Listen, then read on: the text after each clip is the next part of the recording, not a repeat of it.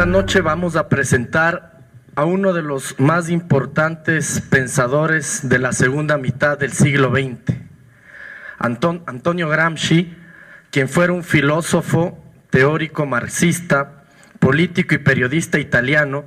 Nació en Cerdeña el 22 de enero de 1891 en el seno de una familia muy humilde y falleció en Roma el 27 de abril de 1937 con 46 años de edad, inmediatamente después de haber permanecido recluido en prisión por 10 años entre 1927 y 1937 a causa de sus ideas políticas en pleno régimen fascista de Mussolini en Italia.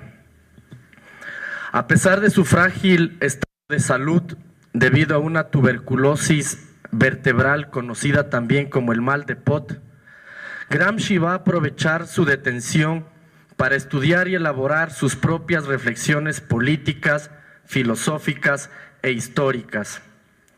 En prisión escribirá el grueso de su obra, o lo que se conoce como los 32 cuadernos de la cárcel, trabajo complejo de aproximadamente 3000 páginas destinadas a convertirse en un clásico del marxismo, en donde va a ser un recuento de la historia italiana, el nacionalismo, así como de sus ideas sobre la teoría marxista, teoría educativa, y la crítica que servirá de material de estudio y debate entre militantes políticos y estudiosos de las ciencias sociales.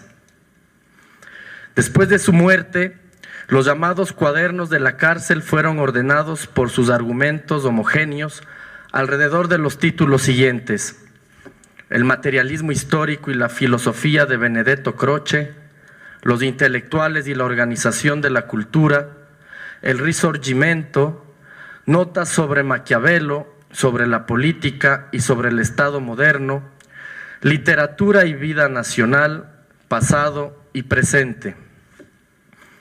Su trayectoria puede ser caracterizada por un rasgo que determina toda su vida y toda su obra, que es la de un revolucionario, de un marxista que se va a preocupar por mantener atadas la concepción teórica con la práctica. A pesar del aislamiento producido por el fascismo, Gramsci no dejó de ser nunca un intelectual orgánico vinculado tanto al movimiento obrero como al Partido Comunista de su país, de cual él fue fundador. Por eso, junto a un importante círculo de intelectuales, Gramsci va a fundar la revista L'Ordine Nuovo, el Nuevo Orden, que operaba como el órgano teórico de los consejos obreros, plataforma donde se encuentran sus importantes contribuciones o escritos juveniles. Entre sus principales objetos de reflexión, Gramsci va a trabajar la problemática del poder.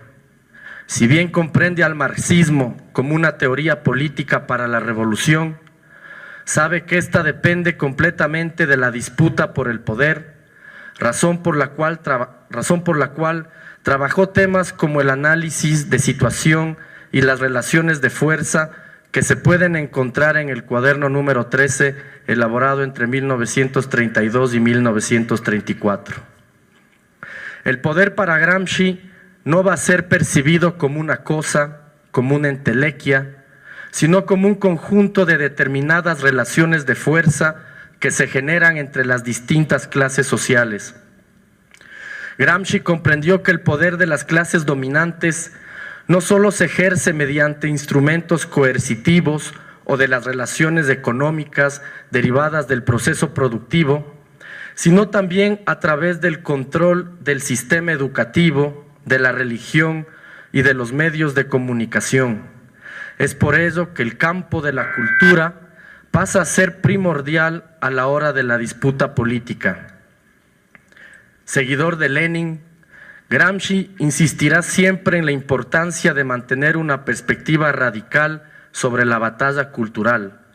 Sus trabajos en este ámbito lo llevaron a postular su teoría de hegemonía cultural, en la cual describe cómo los sectores económicamente dominantes se van a servir de las instituciones culturales para mantener y reproducir su poder.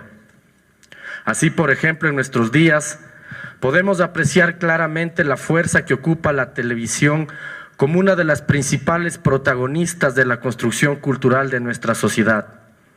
Desde sus programas y noticieros se moldea nuestra sensibilidad estética, nuestras opiniones políticas, se condiciona nuestro tiempo libre, así como el entretenimiento que consumimos.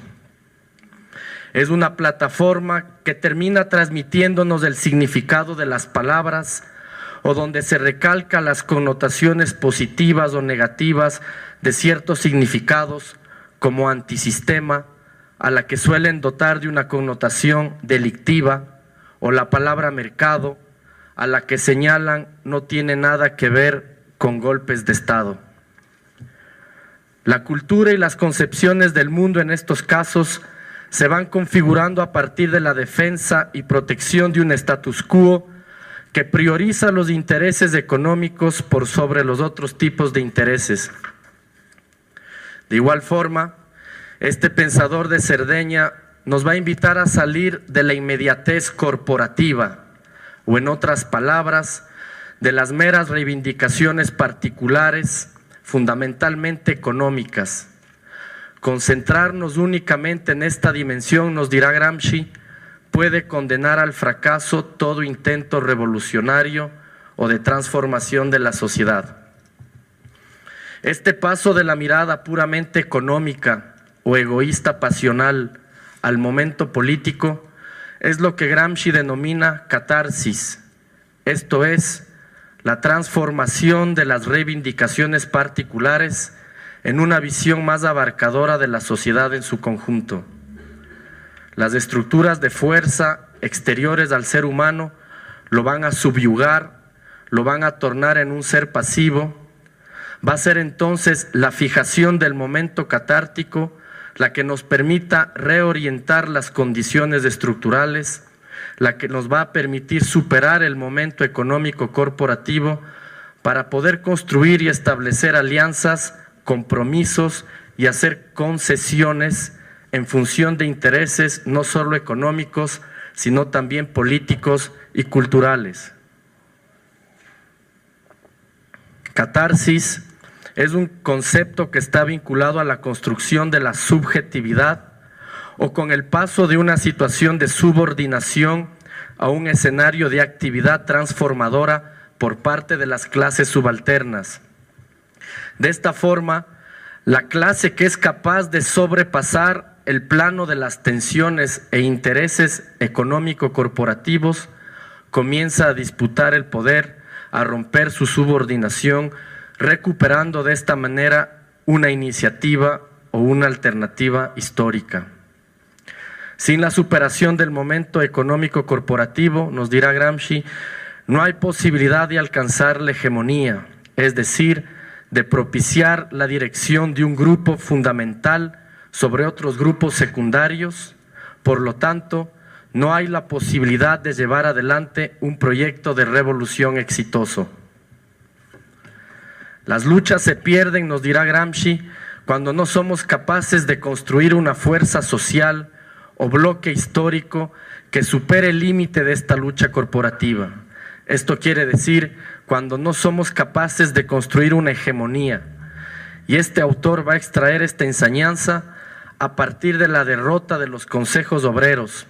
Por ello, su reflexión, su ejercicio, no se alberga en la metafísica, sino que se nutre constantemente de la praxis política.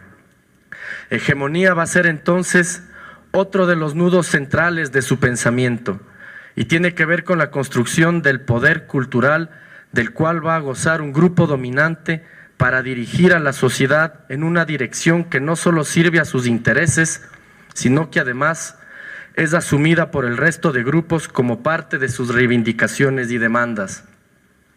A través de la hegemonía, el grupo social dominante va a posicionar y generalizar su propia cultura y valores sobre las posturas de otros grupos de la sociedad, ejerciendo de esta forma un poder sobre los otros.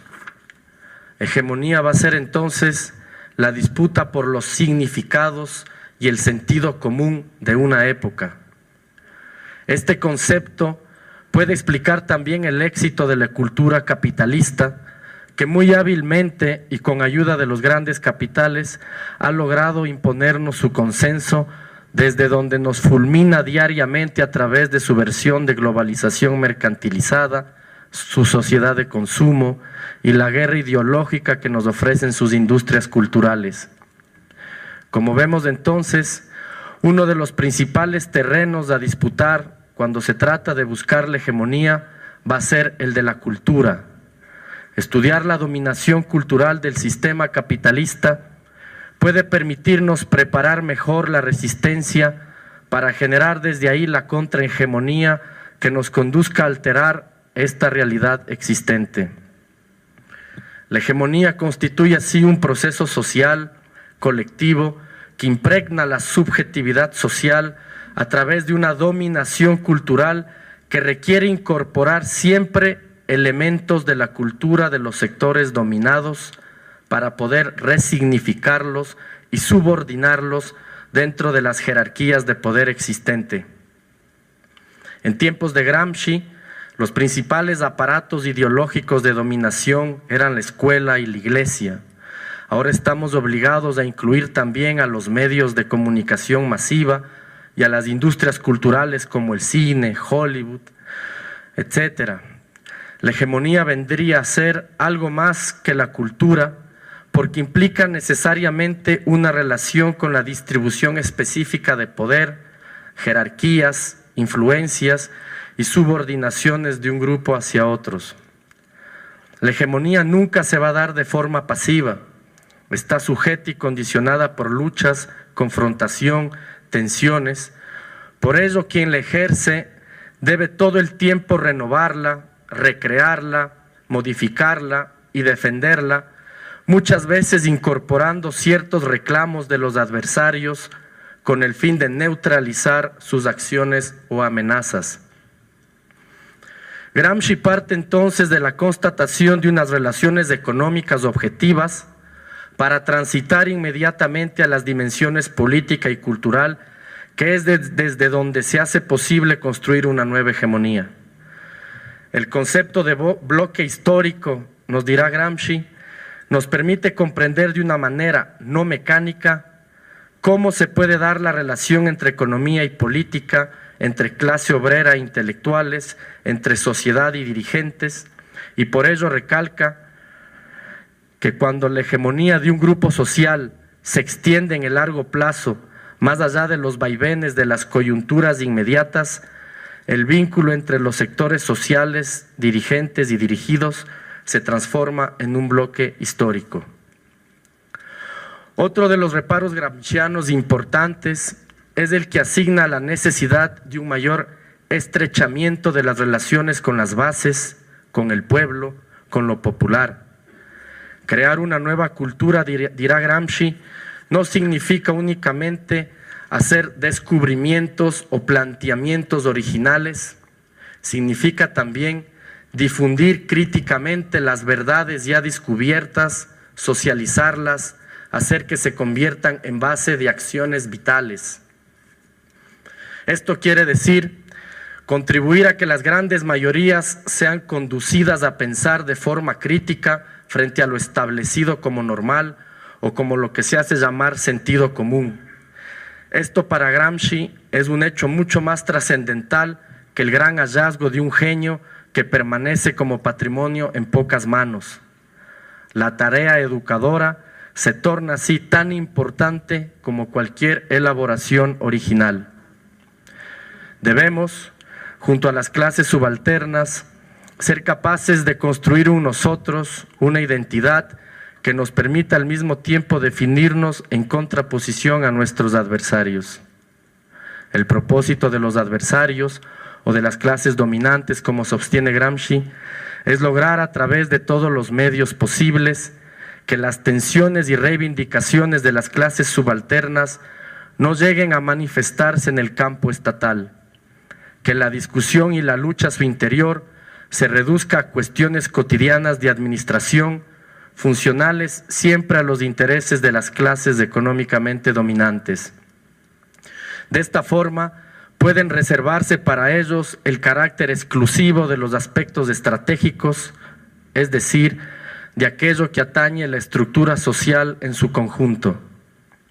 Por ello, las clases subalternas no deben dejar de plantearse objetivos revolucionarios tendientes a refundar la sociedad sobre nuevas bases, previa ruptura con la administración política emprendida por los entusiastas de la dominación capitalista.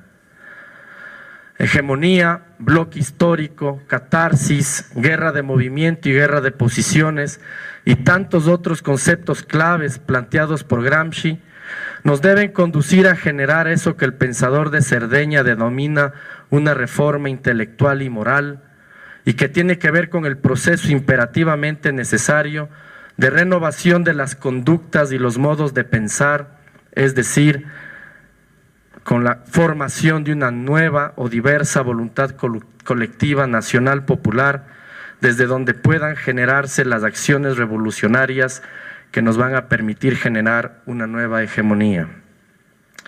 Sin quitarles más su tiempo y para ahondar un poco más en sus conceptos y reflexiones, vamos a dar paso a continuación a nuestros distinguidos colegas y panelistas que nos acompañan la noche de hoy. Para comenzar este panel, vamos a dar paso a Santiago Ortiz, que es profesor de Flaxo, doctor en Ciencias Sociales con especialización en Estudios Políticos, es especialista en Participación Ciudadana y Organización Territorial y desde hace 10 años indaga en ambas problemáticas. Empezó en la década de los 90 con los análisis sobre movimientos sociales, indígenas y jóvenes en la ciudad. De vez en cuando realiza análisis de coyuntura. Santiago, por favor. Un placer estar con ustedes. De todas maneras, este es un espacio más amplio que el espacio académico y por lo tanto, no por ser menos riguroso, pero sí para poder reflexionar, una visión un poco más flexible, en un diálogo entre la política y las ciencias sociales aquí en CIESPAL. En ese sentido quisiera modificar un poco la pregunta que se había planteado inicialmente para esta mesa redonda. Yo le llamaría a mi ponencia, si se quiere, más es un punteo de una hipótesis respecto a por qué Gramsci no ha llegado al Ecuador. Esta es un poco la idea que quisiera desarrollar. Y en ese sentido, tal vez más que una reflexión sobre las ideas de Gramsci, que creo que lo ha planteado ya Julio y probablemente lo harán con más autoridad Susana y Jorge, quisiera detenerme en el tema más de Ecuador, en este punteo sobre cuál ha sido la historia del pensamiento intelectual en los últimos 40 años en el Ecuador y por qué Gramsci no llegó, ni penetró, ni influyó de manera decisiva en el pensamiento intelectual de la izquierda en Ecuador. En ese sentido, básicamente dividiría, digamos así, mi punteo, un punteo que generalmente cuando participé en la izquierda como militante político, lo hacíamos sobre la marcha, en esos documentos de debate político, esos punteos que eran muy ricos, que precisamente trabajan hipótesis, trabajan elementos empíricos, etcétera, y que te permiten, digamos, ir construyendo una propuesta política. Este punteo va a tener entonces tres aspectos. Primero, una reflexión que ya se lo ha introducido en torno a la importancia del pensamiento de Gramsci. Un segundo, sobre esta crónica, si se quiere, del pensamiento ecuatoriano de la izquierda. Y en tercer lugar, algunas ideas de lo que podría ser esta hipótesis de por qué no llegó Gramsci a Ecuador. Creo que las ideas penetran no solamente y no se receptan y no se leen, no solamente por, digamos así, la coherencia que el pensamiento de Gramsci pudo tener, sino también por las condiciones, por los contextos, por cómo los actores asumen esas ideas.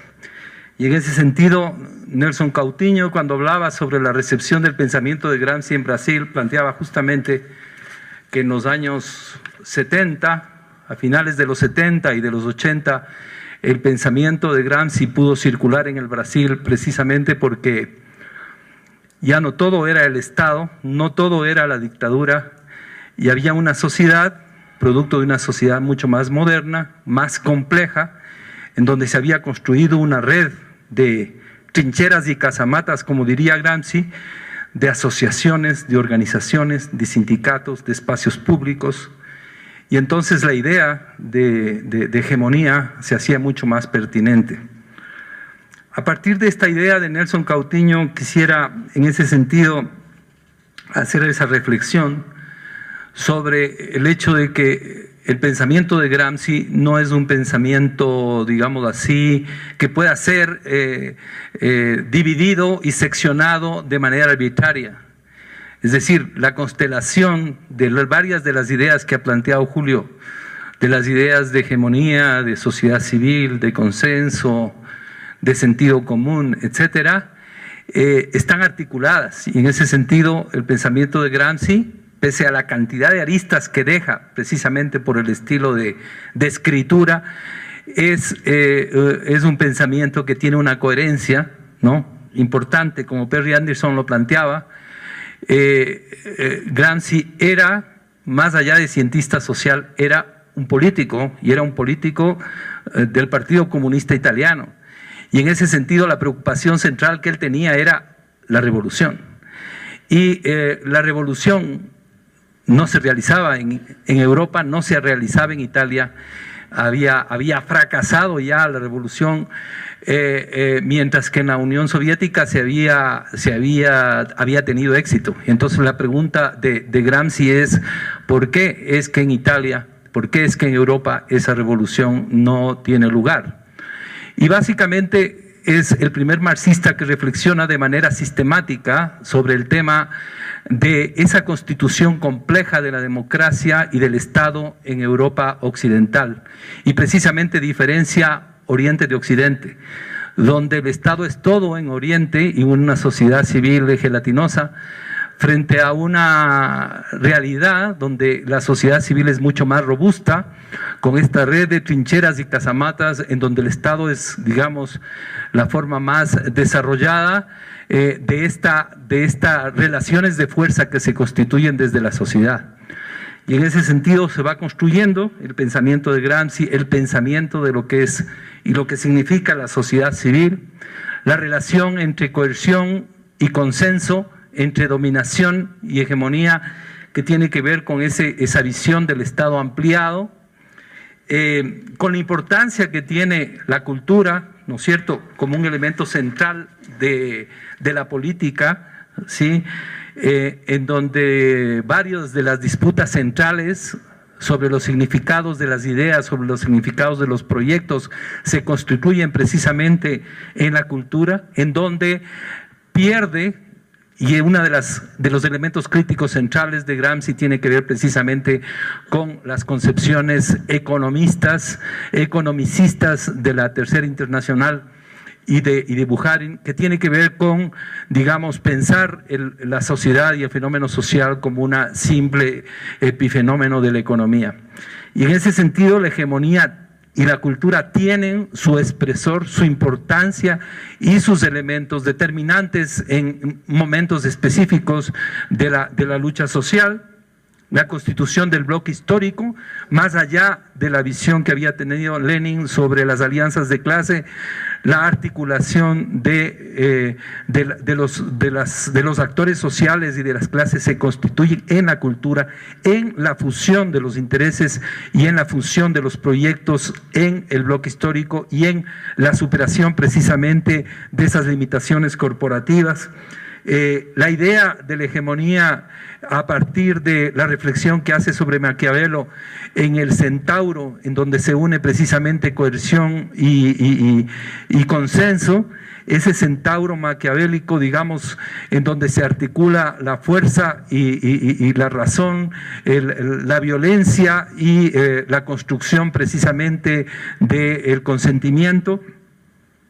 La idea precisamente de la reforma intelectual y moral como un proceso a partir de la reforma protestante, en donde justamente se constituye esos proyectos históricos a partir de un largo trabajo que implica la construcción desde el sentido común, ¿no es cierto?, a partir de todos esos elementos heterogéneos que constituyen el sentido común, elementos heterogéneos que tienen elementos fosilizados y elementos progresistas, en donde se tiene que separar el trigo de la cizaña y se va construyendo, digamos, un buen sentido. Y al mismo tiempo todo lo que significa eso desde el punto de vista de la cultura popular, de la cultura nacional, del rol de los intelectuales, ¿no es cierto?, del rol de los intelectuales como, y del partido como tal, como el príncipe colectivo que llamaba a partir de Maquiavelo, que tienen precisamente el rol más allá del rol de la organización y de la construcción de la fuerza, tienen también el rol de liderazgo intelectual. Y en ese sentido, ¿no es cierto?, cómo este pensamiento interesante, creativo, innovador, que permite precisamente reflexionar sobre las situaciones de Italia y por qué en Italia, ¿no es cierto?, precisamente por su desfase entre el sur y el norte, por la cuestión meridional, no se había logrado constituir una voluntad nacional popular, precisamente porque había una estructura de clases en las cuales había un campesinado sujeto de relaciones tradicionales en el sur frente a una clase obrera briosa que estaba en el norte y que no se lograba articular, entre otras cosas por la presencia del Vaticano y por la presencia de la Iglesia, de la fuerte dominación tradicional, pero también por el hecho de que los intelectuales estaban a espaldas, ¿no es cierto?, de esta realidad y no permitían y no jugaban un rol de liderazgo precisamente en esta problematización de lo que significa el sentido común y la construcción de un proyecto nacional popular. Y lo que significa en América Latina las reflexiones de Portantiero, de Aricó y de los demás pensadores que leen a Gramsci desde los años 50, que traducen a Gramsci, que lo difunden, y que encuentran en Gramsci un pensador con muchas potencialidades para la reflexión sobre América Latina, donde hay una sociedad civil también heterogénea, donde hay un Estado muy penetrante que modela la sociedad, donde existe una estructura de clases heterogénea, en donde existen problemas de carácter nacional que no se habían resuelto, ¿no es cierto?, en donde la configuración misma social y política de los actores tienen formas complejas y fronteras difusas que no se puede constituir como en Europa a través de una estructura corporativa de clases que luego pase al proceso político. Entonces, a partir de esta constelación de ideas gramscianas, de esta constelación de ideas que ha sido tan vigente desde el trabajo que hicieron los pensadores de pasado y presente en la reflexión sobre América Latina, yo quería un poco reflexionar sobre lo que había pasado en Ecuador.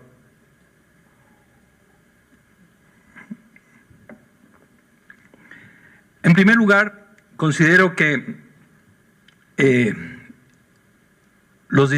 la gente de izquierda y los intelectuales ecuatorianos que tenían que leer a Gramsci, que tenían que traducir a Gramsci, que tenían que recibir a Gramsci, que tenían que producir sobre este pensamiento tan innovativo, tan creativo, de parte del marxismo, que por primera vez estaba pensando, ¿no es cierto?, una serie de problemáticas que se estaban dando en Europa y en el extremo occidente, como es América Latina, estaban hegemonizados básicamente por el Partido Comunista, ¿no es cierto?, y por el Partido Comunista Marxista-Leninista, que habían sido herederos del pensamiento de la Tercera Internacional y que tenían una visión estrictamente economicista. Y en ese sentido pensaban, ¿no es cierto?, el desarrollo social como un desarrollo por etapas, ¿no es cierto?, en el que el proceso era prácticamente el proceso revolucionario, un proceso automático que, digamos, partía de el desarrollo de la economía. Entonces, un primer elemento fundamental en el caso de Ecuador es la presencia y el predominio, ¿no es cierto?, de una izquierda comunista, tanto en su versión del Partido Comunista como del Partido Comunista Marxista-Leninista, que tenían muchas dificultades de recibir a Gramsci y de constituirlo un referente en sus lecturas. Para ellos, ¿no es cierto?, la sociedad era una sociedad feudal y había que transformarse en un avance hacia el desarrollo del modo de producción capitalista. Entonces partían de una visión economicista que, digamos, les llevaba precisamente a considerar este paso por etapas. Un segundo aporte intelectual importante de la izquierda ecuatoriana se daba precisamente a través de los pensadores de la dependencia. Y los pensadores de la dependencia, entre ellos, por ejemplo, Fernando Velasco, tomaron algunos elementos de Gramsci, especialmente para el análisis de las clases sociales, pero no lograron asumir y leer a Gramsci desde una perspectiva política y cultural. Es decir, ahí hay una limitación, especialmente de los teóricos de la dependencia, lo tomo ejemplo Fernando Velasco, en relación al pensamiento de Gramsci.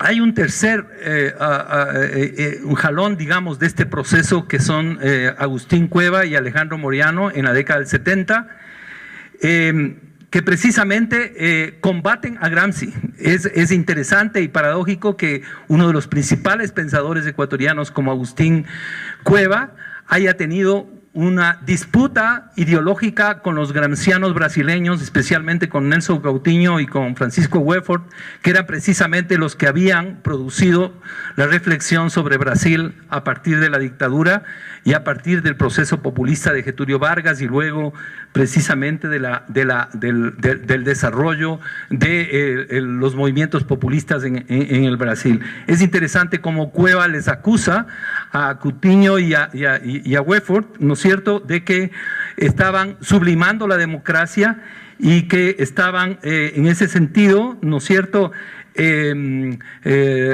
trayendo de una manera, de un contrabando ideológico a la socialdemocracia, para pensar el tema de la democracia como una democracia sin adjetivos.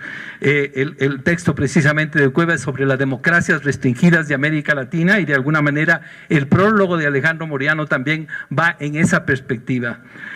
Este es un jalón importante porque de alguna manera Agustín Cueva y Alejandro Moreano fueron determinantes en lo que significa la izquierda ecuatoriana en la década del 70 y en la década del 80, y en ese sentido no hubo un diálogo con Gramsci, un diálogo productivo que permita precisamente encontrar en la democracia y en la transición democrática ecuatoriana un proceso de construcción hegemónica en la cual la izquierda pueda tener una actitud proactiva, y siempre confrontaron a la democracia como una hechura, si se quiere, como una hechura de funcional, instrumental de parte de la clase dominante para someter a las masas de alguna manera ignorantes, o que de alguna manera eran arrastradas por las élites burguesas, ¿no?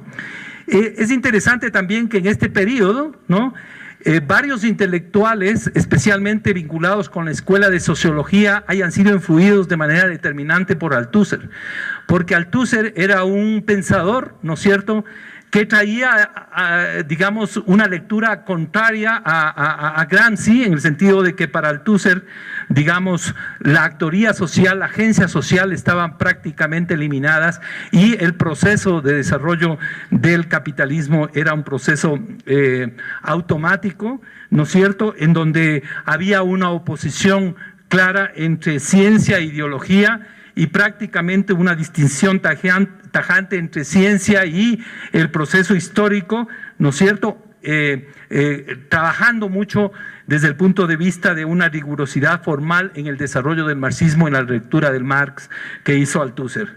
Entonces también desde la Escuela de Sociología la reflexión sobre Gramsci fue bastante pobre en el caso de que haya existido.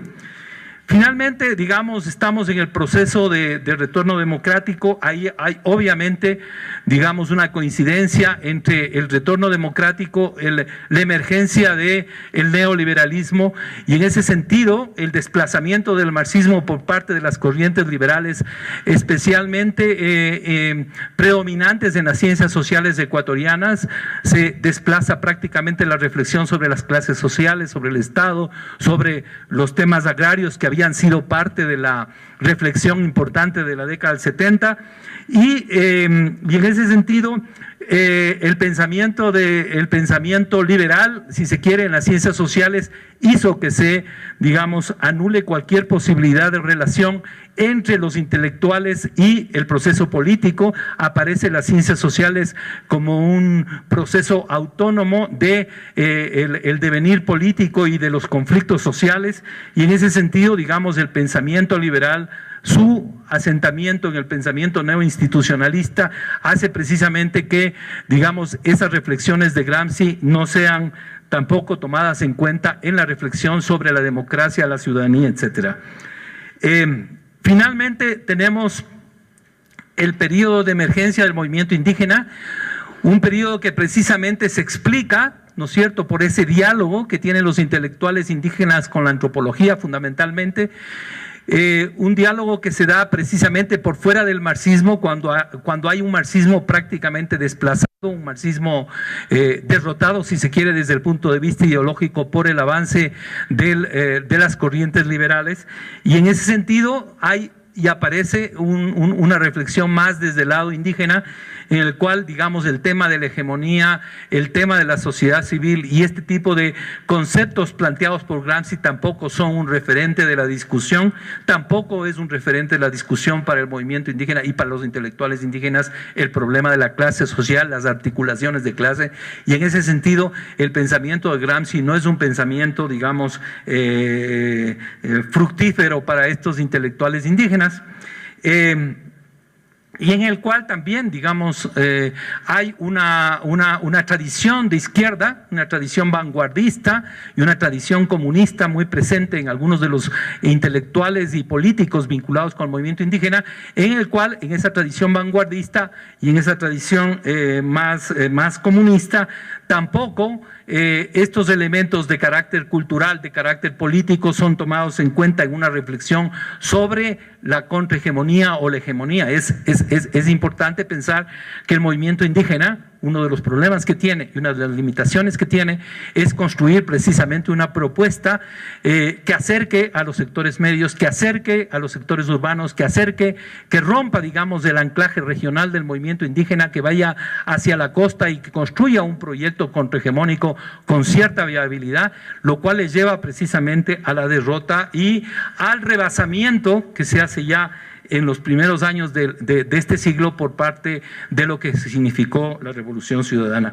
Finalmente quisiera decir que tampoco la Revolución Ciudadana tiene una reflexión que haya tomado a Gramsci como un referente importante.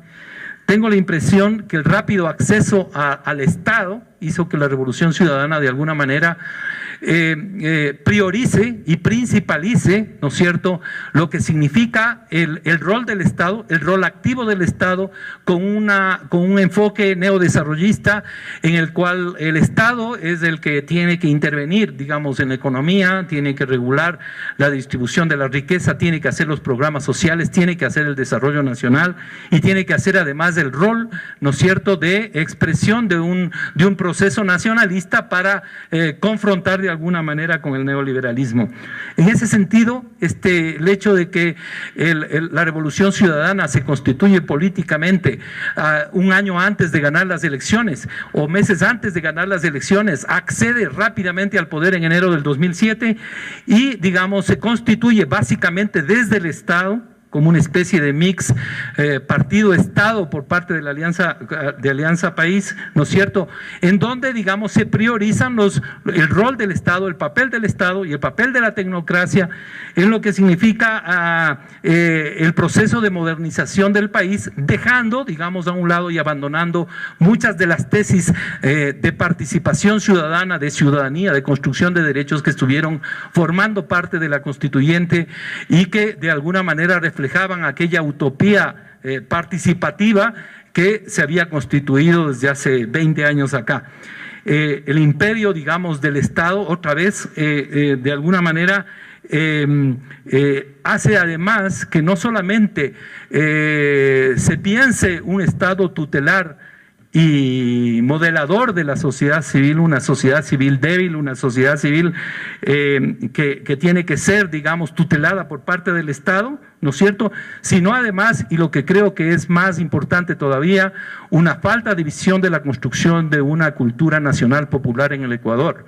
Es decir, me parece que esa visión tecnocrática, mediada además por el propio poder del Estado, además un Estado rentista que tiene muchos recursos, que puede, digamos, someter fácilmente a la sociedad civil, ha hecho que la revolución ciudadana tenga muchas dificultades de participar y de construir una cultura nacional popular en el Ecuador, como, digamos, como sucede en otros países de América Latina, estilo Bolivia, estilo Argentina, ¿no es cierto?, una falta de sensibilidad sobre los problemas de la cultura popular que caracterizan a Alianza País y que probablemente es el problema y la debilidad fundamental de este proceso de la revolución ciudadana, más allá de, digamos, los éxitos que desde el punto de vista material y de la redistribución de la riqueza y el mejoramiento de las condiciones de vida haya tenido. Esa tensión que vivimos con el mundo de los intelectuales, vale decir, una semana después de que nos jaló las orejas a los profesores de la Universidad de la Flaxo y se ha peleado con la Andina, etcétera, etcétera, que demuestra clarísimamente una falta de sensibilidad con el mundo intelectual, o en ejemplos tan específicos como el problema de la ley de herencias, que es una falta de sensibilidad total frente a un sentido de propiedad elemental que tienen los sectores populares con respecto a la propiedad y el esfuerzo familiar de toda una vida para construir una herencia para dejar a sus hijos. Es decir, este tipo de fallas, porque quieren sustituir, digamos, los mensajes comunicativos, los mensajes políticos con los medios de comunicación, y eso no es construcción, eso no es solamente construcción de una cultura nacional y popular.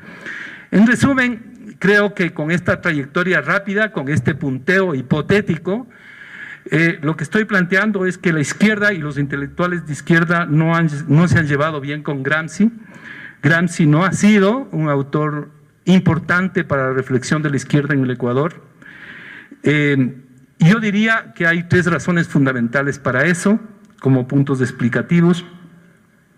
Un primero, de que seguimos teniendo en el Ecuador un Estado poderoso, un Estado rentista, un Estado que tradicionalmente ha estado vinculado con unas fuerzas armadas poderosas, con recursos naturales, que, digamos, siempre ha estado, como el propio Alejandro Moriano decía, más adelante que la sociedad. Esta fuerte presencia del Estado ha hecho que la izquierda, ¿no es cierto?, siempre piense en tomarse el Estado, pero no construir una sociedad civil más robusta. Una segunda razón que me parece importante es que ha habido un cambio durante las últimas décadas muy importante de la sociedad civil. La sociedad civil está fuertemente fragmentada, fuertemente regionalizada, con muchos anclajes regionales y étnicos importantes que hacen difícil la construcción de una sociedad civil y con actores sociales fuertes y poderosos. Y por otro lado, la falta de desarrollo de un pensamiento marxista, precisamente por el imperio. Ahora tenemos, por ejemplo, la película de Alfaro Vive Carajo, que es una demostración clarísima de un movimiento vanguardista que no tomó en cuenta los procesos nacional populares, o la presencia del Partido Comunista Marxista-Leninista, que sigue siendo, digamos, un partido importante y que no toma en cuenta la cuestión cultural y la construcción de ese proceso. Una izquierda poco democrática, tal como se ha expresado fuera del gobierno y dentro del gobierno, que no toma en cuenta la democracia como un terreno de disputa. Me parece que son elementos que revelan que, digamos, Gramsci ha estado ausente o débilmente presente, si quieren.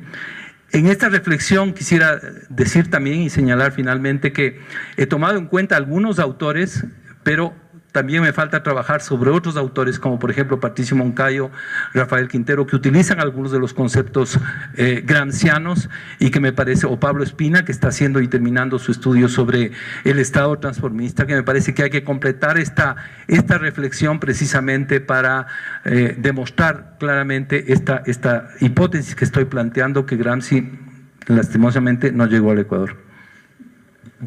Vamos a dar la palabra a la profesora Susana Wappenstein, también profesora de Flaxo, PhD en Sociología por la Universidad de California, Berkeley, en Estados Unidos. Trabaja temas relacionados con sociología política, teoría social clásica y contemporánea, estudios de género, estudios de ciudadanía y derechos humanos y movimientos sociales y cultura. Su trabajo se ha enfocado en nociones, luchas y ejercicios de ciudadanía, particularmente en contextos límites de donde surgen nuevas prácticas políticas y culturales. Bienvenida, Susana. Muchas gracias Julio, y muchas gracias a todos ustedes por estar presentes esta tarde. Quisiera agradecer a CIESPAL por darnos esta oportunidad de hablar de uno de mis grandes amores, que es Antonio Gramsci. Mis estudiantes en la Flaxo siempre me vacilan porque digo y empiezo los cursos diciendo de que todos los caminos conducen a Gramsci. Santiago nos acaba de demostrar que no es eso verdad, pero voy a tratar de convencerles del por qué intelectualmente Gramsci nos ofrece ciertas herramientas que podrían ser interesantes para nuestro quehacer intelectual y nuestro quehacer político, y en ese sentido compartir con ustedes este enamoramiento que tengo con el Nino. Antonio Gramsci también era conocido como el Nino, el nombre cariñoso de Antonio, Nino. Entonces, como yo tengo este enamoramiento y tengo esta cercanía, entonces le digo también el Nino. Y bueno, en ese sentido, agradecer a CIESPAL, agradecer a Julio y agradecer en particular a Jorge Luis, con quien hemos venido compartiendo en parte este enamoramiento, y nos conocimos a través del trabajo que nos junta en cuanto a trabajar con las ideas de Gramsci y tratar de aplicarlas. Creo que Santiago ha hecho un mucho mejor trabajo en ese sentido, en la idea de aplicar algo de los conceptos de Gramsci. Yo no voy a hacer una explicación tan extensa, sino, como les digo, tratar de convencerles de que vale la pena leer a este difícil autor. ¿Cuántos de aquí ya leyeron a Gramsci? Uf, qué bien. ¿Entendieron algo? Ese es parte del asunto, ¿no? Es como un encanto que uno no sabe muy bien por qué tiene que leerle a este autor, que en realidad uno no entiende la mayor parte de lo que está escribiendo, diría yo. Y eso tiene que ver obviamente con las circunstancias difíciles del volumen que acompaña la mayor cantidad de sus escritos, que son los cuadernos que Julio mencionó, que son los cuadernos de la prisión, en los cuales, como ustedes, bueno, tal vez saben o no saben, pero no es que tenía a su haber, digamos, un computador o un ordenador, ni siquiera un archivo, ni siquiera podía mantener consigo la mayor parte de sus escritos, sino que los entregaba de manera clandestina cuando había visitas a la prisión. Y en ese sentido, leer los cuadernos de la prisión es una tarea complicada, porque no es una literatura lineal, ¿no?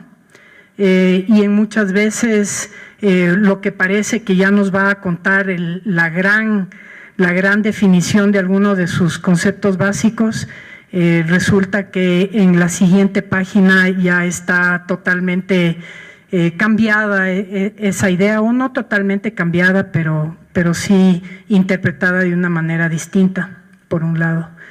Y por otro lado, porque para pasar la censura propia de la prisión tenía que escribir en código. Y en ese sentido, muchas de las palabras que utiliza y de los conceptos que utiliza no necesariamente son visibles a la primera lectura, sino que hay que trabajarlos y entenderlos dentro de este contexto más amplio, ¿no?, de su gran obra. Y por eso también el uso de tantas metáforas militares era para poder pasar en parte la censura. Entonces, bueno, primero les felicito porque muchos de ustedes ya han leído los trabajos y la obra de Gramsci. Espero que les haya gustado y que por eso en parte están acá.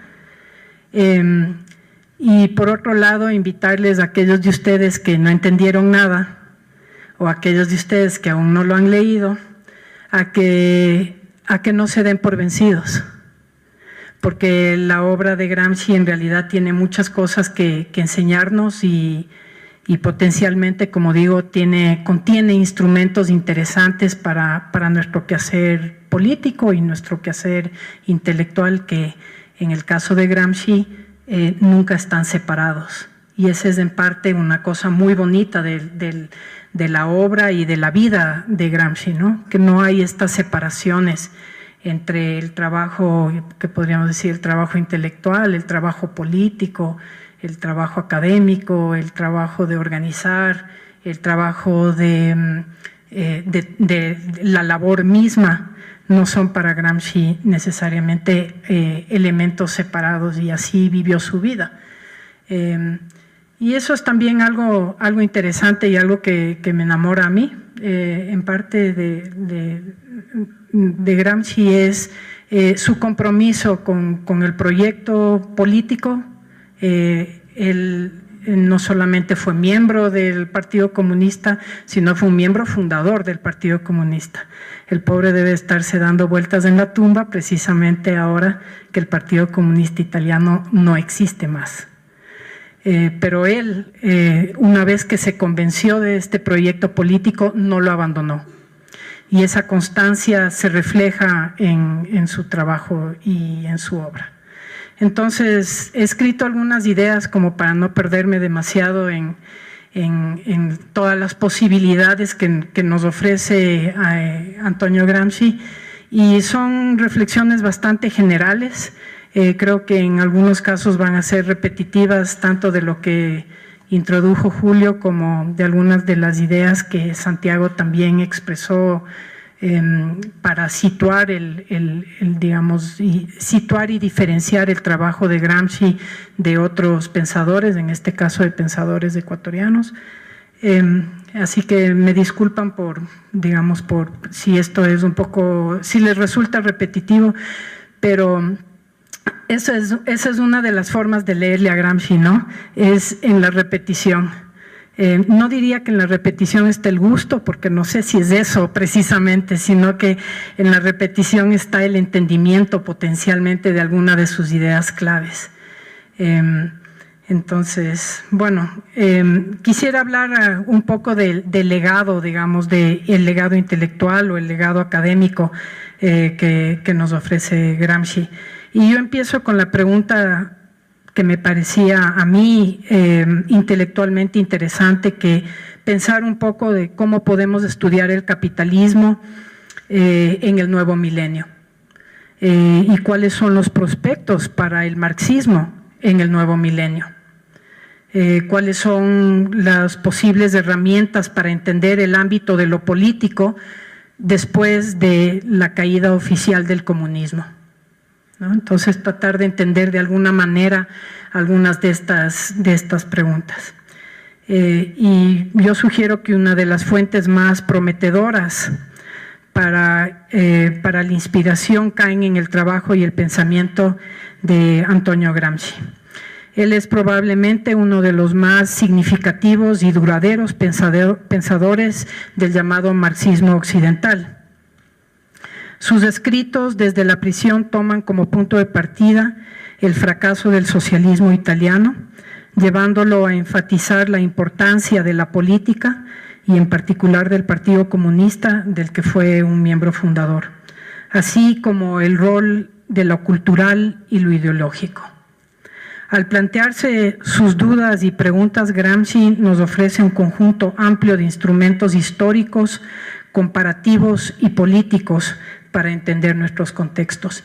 Y creo que es un punto muy importante de rescatar del trabajo de Gramsci, y es el pensar en el trabajo intelectual de Gramsci como un marco para establecer marcos comparativos.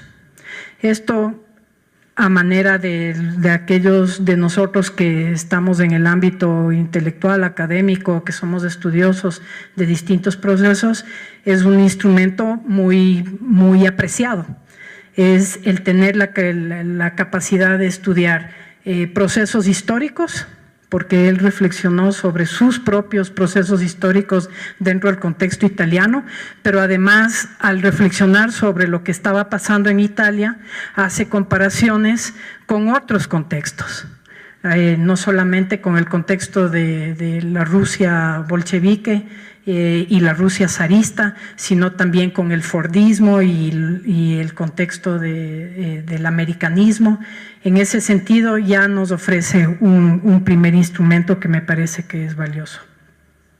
Sus teorías y su práctica política han sido interpretadas como una alternativa al marxismo soviético por un lado y a la socialdemocracia por el otro.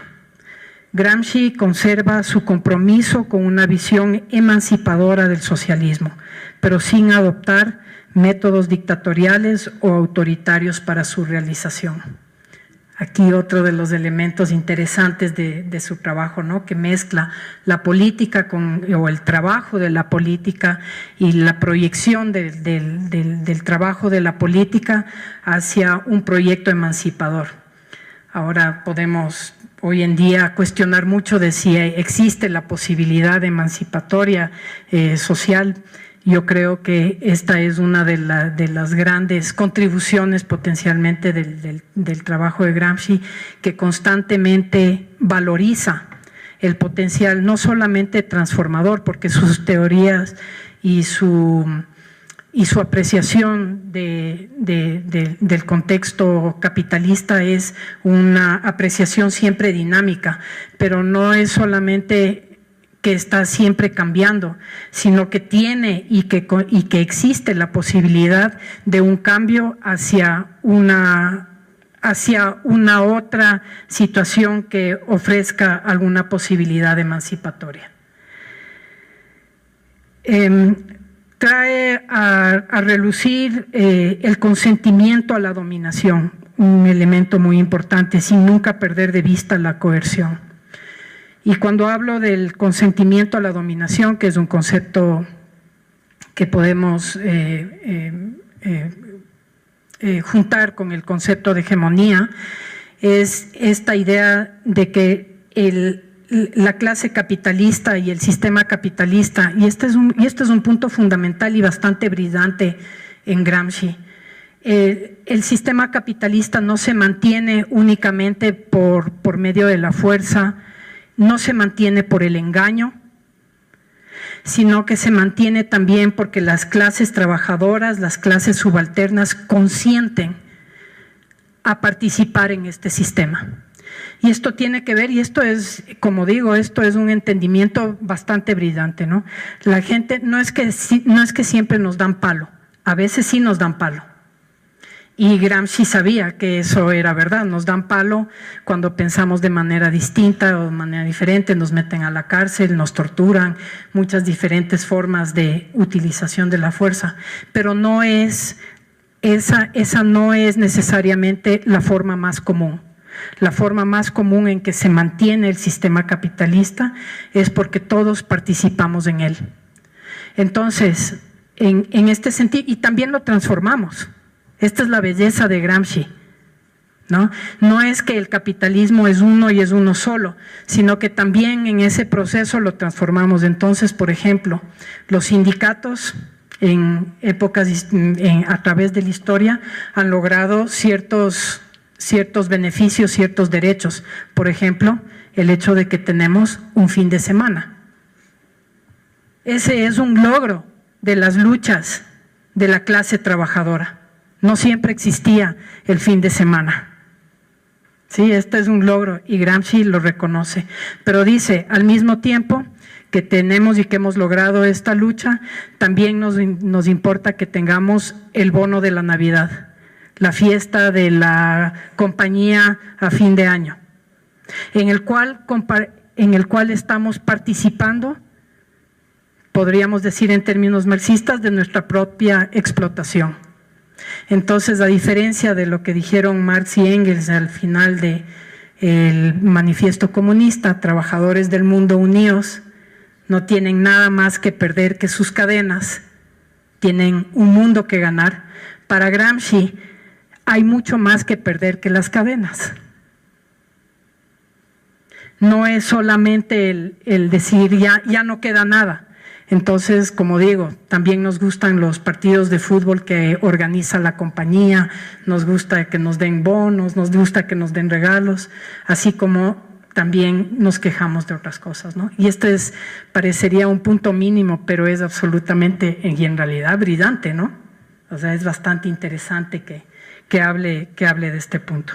Entonces, pero algo que quisiera señalar, no es solamente que somos como borreguitos que aceptamos todas estas condiciones. Para Gramsci, detrás del consentimiento está siempre la fuerza o la amenaza de la fuerza. Entonces, parecería que en realidad estamos así siendo como borreguitos, pero también sabemos detrás que si nos salimos mucho de la línea, tal vez perdemos el trabajo, tal vez nos meten a la cárcel, tal vez nos matan.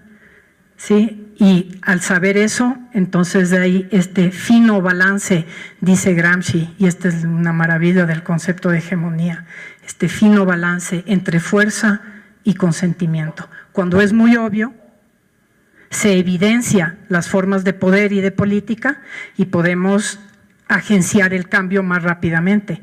Y eso es lo que Gramsci dice, el sistema capitalista no es tan obvio, por eso participamos en él. Porque también nos gusta ahorrar para comprarnos bienes de consumo. Entonces no es únicamente las cadenas que debemos perder o que tenemos para perder, sino tenemos muchas cosas, ¿no? Como digo, el televisor plasma, el partido de fútbol, la comida en algún lugar simpático, todas esas cosas también tenemos para perder, según Gramsci, ¿no? Entonces eso también es un punto interesante y me parece que brillante del trabajo. Gramsci reconoce el rol totalizador del partido político, pero insiste en que éste sea sensible y responda a sus bases. Santiago ya nos habló bastante extensamente del potencial problema que tiene Alianza País o la Revolución Ciudadana en precisamente tal vez establecer esta sensibilidad. La revolución requiere la ardua y larga tarea, Gramsci dice es una victoria certera, pero va a tomar mucho tiempo. Sí, entonces es como que nos dice, siga trabajando, no se dé por vencido, y eso también les invito yo, y en parte por eso me encanta Gramsci, ¿no? Porque Gramsci dice, no está todo perdido, dele, no hay problema, porque él dice, la victoria será certera, aunque es el camino arduo y largo, la tarea de transformar la sociedad civil, lo que él llama las trincheras. Y sin embargo, eso no es suficiente. Adicionalmente a ese proceso se requiere que el poder político también sea captado. En ese sentido es también interesante. Enfatiza el alcance de la intervención o acción humana en la historia, pero no subestima la importancia de los límites estructurales del cambio. A pesar de que Gramsci es crítico del materialismo, no cae de regreso o de vuelta en el idealismo. El mundo es externo, pero también es una construcción humana. Este juego de antinomias son las que plantea Gramsci, ¿no? Y las navega. Trata de entender por qué la revolución sucedió en lo que él llama el este, más bien que en el oeste, donde el capitalismo estaba mucho más avanzado, donde había capitalismo. En el este no había capitalismo, ¿sí? Es interesante, ¿no? Entonces él tiene este escrito famoso que se llama La Revolución contra el Capital, y se refiere a El Capital de Marx, al texto El Capital, ¿no? Y dice, ¿cómo es que pasó esta revolución en el lugar menos indicado? ¿No? Qué interesante pregunta. Y no se sale del marxismo, o sea, no se sale del proyecto marxista para dar esta explicación, sino que dice, veamos qué es lo que está pasando en este contexto. Entonces, donde debía haber pasado la revolución no sucede, y para entender este proceso histórico, acá otra de las herramientas valiosas de Gramsci, que es este estudio de la historia, es que teorizó sobre la importancia de la sociedad civil y desarrolló el concepto de lo que llamamos hegemonía. Esto le dio el marco para un análisis comparativo muy rico, como digo, el este, el oeste, más adelante también, antes va a haber trabajado también el tema del Fordismo en el contexto americano. Introdujo al marxismo como con nuevos significados de lo que es revolución. Aquí es lo que Julio mencionó, la llamada guerra de posición, que debía ser combinada con la guerra de movimiento. La guerra de movimiento era posible en la Rusia zarista, pero ya no era posible en el oeste, en Italia en este caso, ¿no? Y entonces él habla de esta combinación de estos dos momentos. Es uno de los pocos marxistas en desarrollar una teoría sobre el mismo marxismo y el rol de los intelectuales en la historia más ampliamente. Es uno de los capítulos más bellos en Gramsci, ¿no? Que es el rol de los intelectuales, que quizás Jorge nos va a hablar un poquito también de eso. De regreso a las preguntas iniciales, ¿no? Que eran, que había puesto, que cuáles son los prospectos para el marxismo en el nuevo milenio, cómo podemos estudiar el capitalismo en este contexto, las posibles herramientas para entender esto. Regreso al mismo Gramsci y espero ya haber empezado a convencerles de por qué todos los caminos nos conducen a él. Él mismo reconoció que en el capitalismo avanzado, aunque él nunca lo membretó así, había unas ciertas categorías que debían ser trabajadas y estudiadas. Por un lado, primero, la expansión misma de la sociedad civil, un mundo social entre la economía y el Estado. A todos nos encanta la sociedad civil, derecha, izquierda, arriba, abajo, sociedad civil. Bueno, aquí le debemos algo a Gramsci, ¿sí? Que habla habla con una especificidad, ¿no? sobre la sociedad. Segundo, la expansión del Estado mismo, ¿no? Esto también interesante. Y tercero, la intensificación de los vínculos entre los dos, el Estado y la sociedad civil. Muy interesante también para considerar. En otras palabras, Gramsci nos da las herramientas para entendernos y estudiarnos en el tiempo presente. Y podemos decir que la sociología o la ciencia política también hacen eso mismo, sin Gramsci de por medio. Entonces yo les pregunto, ¿qué diferencia a Gramsci o qué separa a Gramsci de estas otras tendencias disciplinarias o dentro de estas tendencias disciplinarias? Yo soy socióloga de formación, entonces por ahí también me incluyo. Por un lado, Gramsci, igual que los sociólogos y los politólogos, no así como otros marxistas, aprecia el potencial liberador de la sociedad civil. pero es crítico de la sociología al desconocer su objeto de análisis en dos maneras. Primero, para la sociología, la sociedad civil es un ámbito realmente, no potencialmente autónomo. Para Gramsci es potencialmente autónomo. ¿Sí? Para la sociología, por eso hay sociología de la religión, sociología de género, sociología de la cultura, etcétera, ¿no? Que entiende esto como un ámbito en sí mismo ya autónomo. La sociología confabula al no reconocer los vínculos de la sociedad civil, los vínculos cercanos con el Estado en la reproducción del capitalismo, sintiéndolo como autónomo o entendiéndolo este ámbito como autónomo. Segundo, y de forma relacionada a la primera, la sociología considera a la sociedad civil como una fuente de consenso espontáneo. Gramsci, al contrario, argumentó que aquello que él llama consentimiento no era ni primordial, ni dado o asumido, sino organizado y protegido por una armadura de coerción. En otras palabras, tal como el Estado y la sociedad civil son inseparables, así son la fuerza y el consentimiento, más aún cuando la fuerza es invisible. Y bueno, quisiera terminar con un comentario sobre lo que quizás es parte de una metodología gramsciana. ¿Qué hay en su análisis que nos ofrezca alguna visión sobre las posibilidades transformadoras?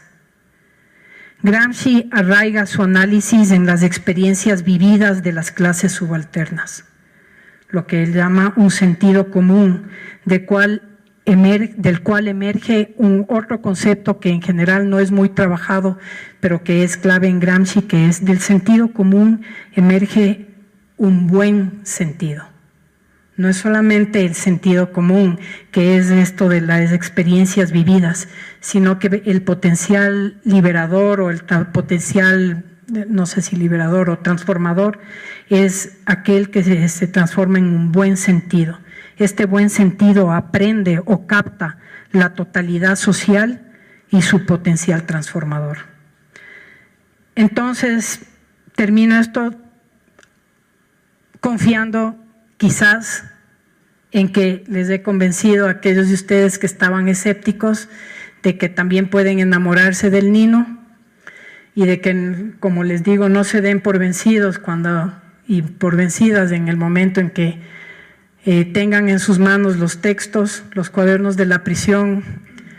Son muchos volúmenes, no tienen que leerse todo, ¿no? No te has leído todo, ¿no? No, confío que no te has leído todo, porque eso ya sería amor extremo, pero no se den por vencidos. Ahí hay material muy interesante para ser trabajado y espero haberles, por lo menos haberles dado un abrebocas o un gusto en este sentido para que continúen trabajando con lo que estas herramientas, estos instrumentos que él nos ofrece. Y creo que vamos a dejar un periodo después para inquietudes y preguntas. Con mucho gusto les puedo comentar un poquito más de la manera aplicada en la que he trabajado con Gramsci. En este caso no quería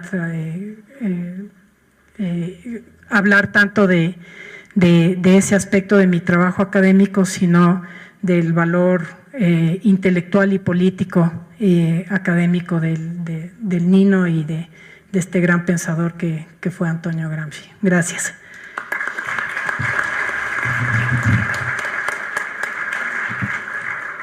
Muchas gracias, Susana. Como ya lo mencionó, después de la exposición del siguiente profesor de Flaxo, Jorge Luis Acanda, vamos a dar paso a una ronda de preguntas. Presentamos a continuación al profesor Acanda, licenciado en Historia, especializado en Filosofía por la Universidad de La Habana, doctor en Ciencias Filosóficas en la Universidad de Leipzig, Alemania.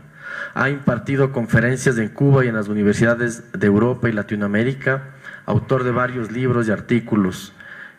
se interesa por el marxismo y su historia, así como por temáticas de la historia de la filosofía y la filosofía contemporánea. Bienvenido, Jorge Luis. Es un lugar común cuando uno empieza en estas actividades dar gracias porque lo han invitado a uno, y sí, claro que hay que dar gracias porque lo inviten. Pero yo quiero darle gracias a Julio, sobre todo la idea de convocar la mesa y el lema o el tema que ha colocado ahí, ¿no? Sentido común y cultura crítica. Porque yo quiero centrar mi intervención en dos conceptos que están ahí. Ahí hay 5 palabras, hay 2 conceptos. Y a mí me interesa mucho el concepto de sentido común y no tanto el concepto de cultura crítica, aunque sí, pero sobre todo el concepto de crítica, ¿ya? ¿Por qué? Bueno, sentido común porque para Gramsci el campo de batalla decisivo donde se decide el poder es justamente eso a lo que él le llamó sentido común. Está claro que para Gramsci la economía es importante, el Estado es importante, la sociedad civil es importante, pero para Gramsci la clave de la hegemonía de la burguesía está en esa cosa que se llama sentido común. Y la necesidad entonces de poder entender qué cosa significa para Gramsci sentido común. Justamente porque Gramsci es un pensador y tanto Santiago como Susana se refirieron a eso. Gramsci es un autor que elabora toda una teoría. ¿Qué quiere decir? Que en su pensamiento hay una fuerte coherencia, y si vamos a hablar teoría, es un sistema de conceptos que tienen una interrelación orgánica entre ellos, porque eso es una teoría. Y por interrelación orgánica lo que vamos a entender es que es imposible explicar un concepto si no se explican todos los demás, es decir, es imposible entender un concepto dentro de ese sistema teórico si no se entienden todos los demás conceptos y en su vinculación. Entonces, para poder entender qué cosa quiere decir sentido común en Gramsci, o sociedad civil, o hegemonía, o guerra de posiciones, o Estado ampliado, etcétera, es preciso cada una de esas categorías entenderla en su interrelación y entenderla dentro del contexto teórico en el que Gramsci está haciendo esa lectura de la realidad de su época. Ahora me cambiaron a Gramsci, me pusieron a mí, y lo cual es terrible porque estar hablando ante 100 personas y mirándose uno es el colmo del narcisismo, pero bueno, entonces miraré para otro lado, pero entiendo que es que están grabando, claro. Pero de todas formas lo que quiero decir es que entonces es preciso hacer una labor de traducción del pensamiento de Gramsci. ¿Por qué? Porque Gramsci analizó su época, y eso es lo que lo hace interesante, como señalaba Susana, una época que tiene muchas diferencias con la de nosotros, pero muchas similitudes, e intentó traducir, que es lo que hace un científico, un teórico social, ¿no?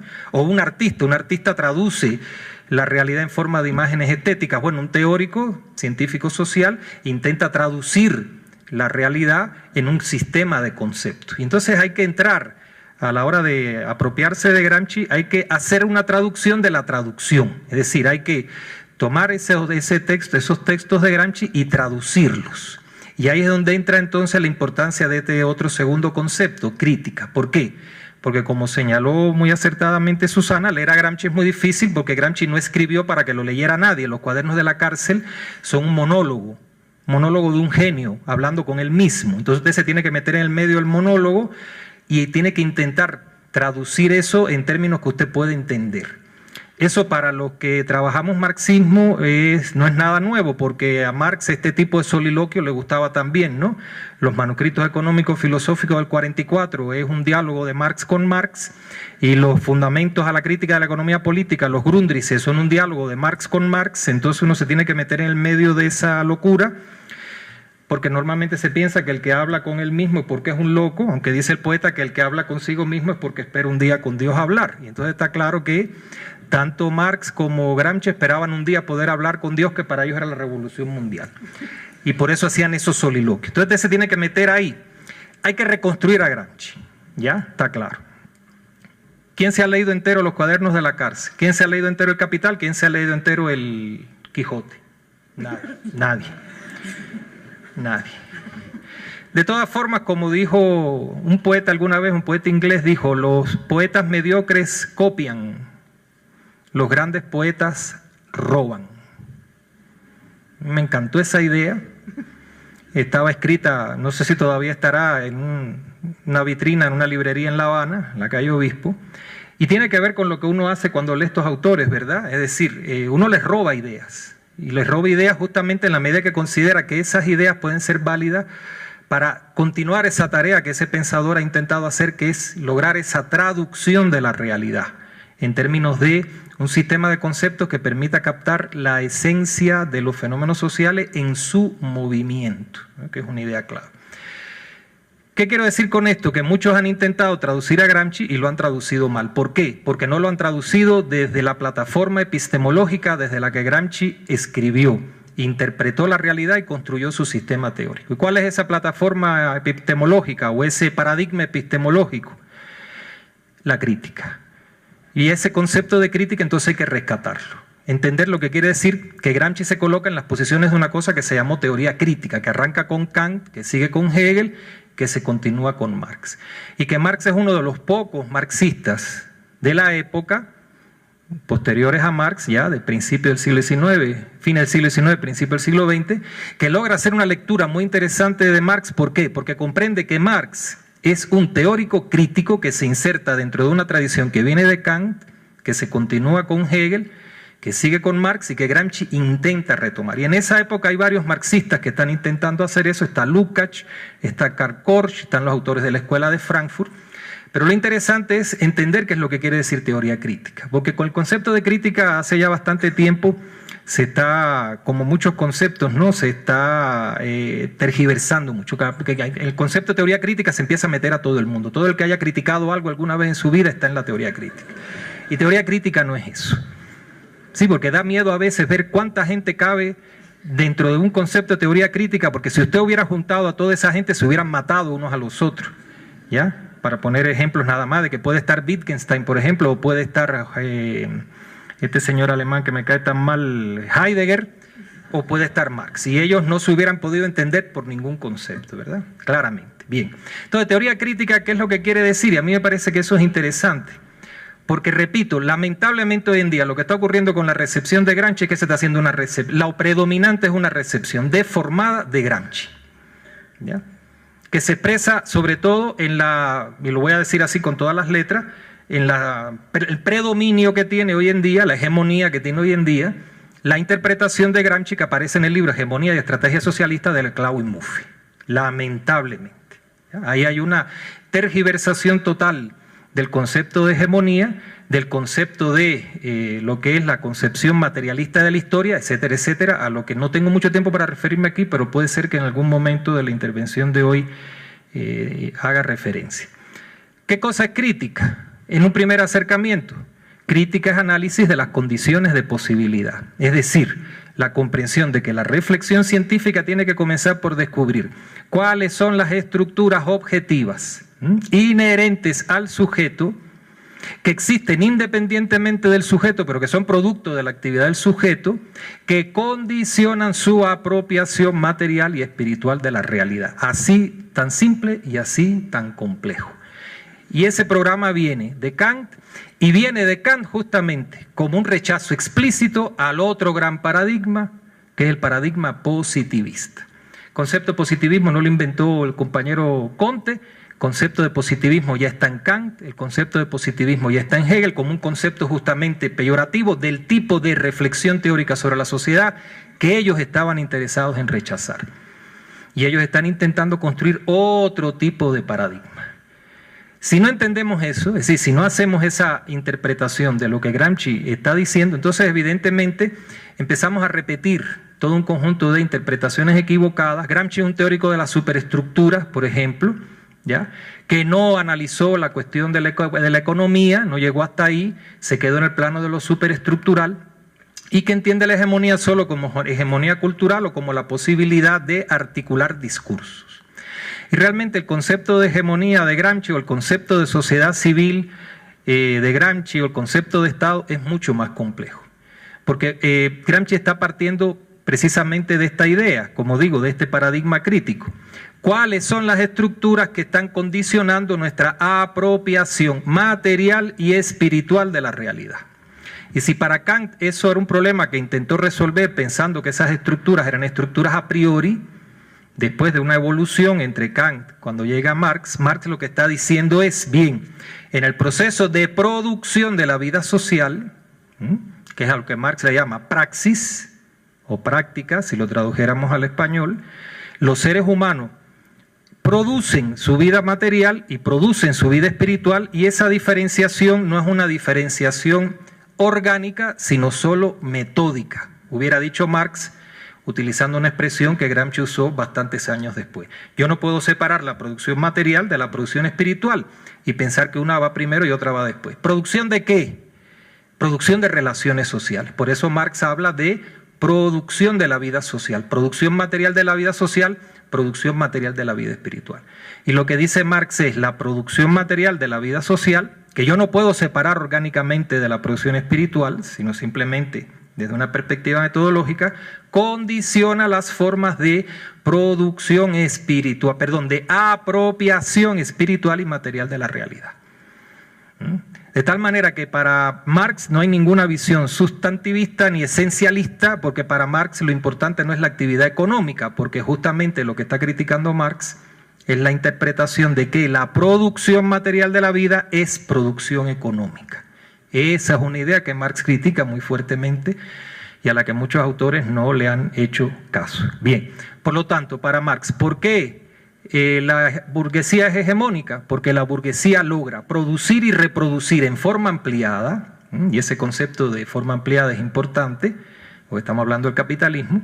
La burguesía logra producir y reproducir en una relación constante conflictiva, de lucha, de confrontación con los sectores explotados o los sectores subalternos, como le diría Gramsci, producir esas estructuras que condicionan nuestras formas de apropiarnos de la realidad. Entonces, para parafrasear a mi querida amiga Susana y robarle algo, no solamente copiarla, sino robarle algo, ¿por qué las cadenas no las vemos como cadenas? Esa es la gran pregunta, porque la pregunta que se está haciendo Gramsci justamente es esa. En el año 21, en el año 22, en el año 19 la revolución parecía, el triunfo de la revolución parecía que estaba al doblar de la esquina, y en el año 23 ya está claro que no solo no van a triunfar, sino que han recibido una paliza contundente. Y la pregunta que se hace Gramsci, y que empieza a hacérsela antes de la cárcel, y cuando lo meten preso con más razón se la hace, es ¿por qué perdimos? ¿Por qué siempre? Ahora un marxista diría, ¿por qué siempre estamos perdiendo? ¿No? Peor todavía, más dramático. Bien, ¿por qué estamos perdiendo siempre? ¿Cómo en un momento dado, como el año 18, 19, la civilización capitalista entra en una crisis tan fuerte en Europa? El modelo liberal de organización social, porque para Gramsci el liberalismo no es solo una teoría política, el liberalismo es toda una concepción del mundo, es una forma de organización de la vida social, es una interpretación acerca del individuo, del ser humano. El liberalismo es una antropología, es una ontología social, es una forma de organización económica. El liberalismo cae en una crisis extraordinaria, y esa crisis no logra ser aprovechada por el Partido Comunista, por los partidos comunistas, pero además él se hace otra pregunta también muy interesante, un poco más tarde. ¿Por qué en Europa la única forma que encuentra la burguesía de remontar la crisis del sistema liberal, la crisis irrecuperable del sistema liberal fue el fascismo, pero en Estados Unidos no fue el fascismo? En Estados Unidos se inventaron lo que después se llamó socialdemocracia, o Estado social, o Estado de bienestar social, que es el New Deal. Entonces él se hace una pregunta y dice, ¿qué es lo que está pasando en Estados Unidos? Que la burguesía norteamericana no tiene que, por un lado, invocar al fascismo, pero por otro lado tampoco es derrotado por el movimiento comunista norteamericano, y esa crisis del año 29 la logra remontar desde otra perspectiva. ¿Y dónde busca Gramsci las causas de la hegemonía de la burguesía norteamericana? Bueno, léanse los textos de Gramsci sobre fordismo y americanismo para entender muchas de la falsedad de muchas de las cosas que se dice acerca del concepto de hegemonía. Cómo se estructura un sistema de producción que no es solo un sistema de producción de automóviles, que es un sistema de producción de la vida social que permite que la hegemonía de la burguesía norteamericana se reproduzca en una relación evidentemente de antagonismo. Y eso tiene que ver con el sentido común. Se produce un sentido común que no es más nada que el conjunto de valores, percepciones, interpretaciones socialmente compartidas por todos y que hace que percibamos ciertas cosas, que las percibamos de ciertas maneras y que otras cosas no las percibamos. Así simplemente. Y nada más hay que ver, usted va a cualquier país, empieza a leer los diarios en ese país, ¿no? Un ejercicio que yo hago aquí en Ecuador también. ¿Cuáles son los problemas que se discuten, que todos vemos claramente, que los vemos ahí tan claro? ¿Y cuáles son otros temas que no se discuten porque no los ve nadie? No los ve nadie.